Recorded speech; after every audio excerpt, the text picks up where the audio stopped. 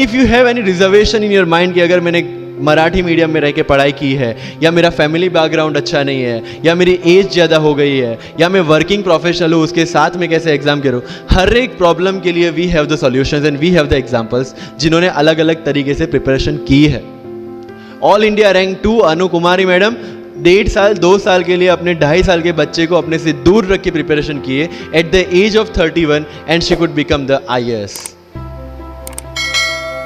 या you can take the example of Ummul Kher कि जिसको 8वीं क्लास में घर से निकाल दिया ये बोल के कि हमारे घर में बच्चियां 8वीं से ज़्यादा नहीं पढ़ती, और उसी झोपड़पट्टी में रह के उसने पढ़ाई की, बच्चों को ट्यूशन्स दिया, 3 दिन 4 साल पुरानी रोटियां खाई, और उसके बाद भी जवाहरलाल नेहरू यूनिवर्सिटी में से PhD करके फर्स्ट अटेम्प्ट में UPSC में ऑल इंडिया रैंक 400 समथिंग लेके आज शी इज डूइंग IRTS की ट्रेनिंग।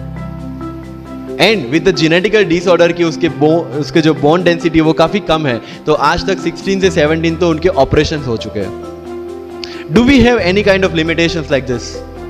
कोई जेनेटिक डिसऑर्डर, या घर से निकाल दिया गया हो, या खुद मजदूरी करके पढ़ना है? नो।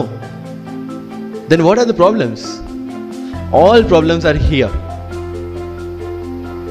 अगर मैंने ये सोचा होता कि अब एक्सीडेंट हो गया, मेरे से नहीं लिखा जाता, तो नहीं लिख पाता मैं। मुझे किसी ने पूछ लिया कि सफीन हसन के अचीवमेंट्स इतने हैं, इतना सब कुछ मतलब पा लिया है, what is a failure in your life? And I said there is no failure in my life, there are certain experiences in my life. If you want to make it success और failure, it's in your mind. अगर किसी चीज आपके साथ कुछ हुआ, उसमें से सीख के आगे बढ़ने का एटीट्यूड आपके पास होगा, UPSC is all yours. So वही चीज जो कहावत है, deserve before you Dzire.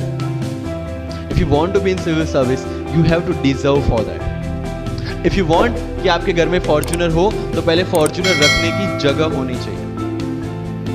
In simple words.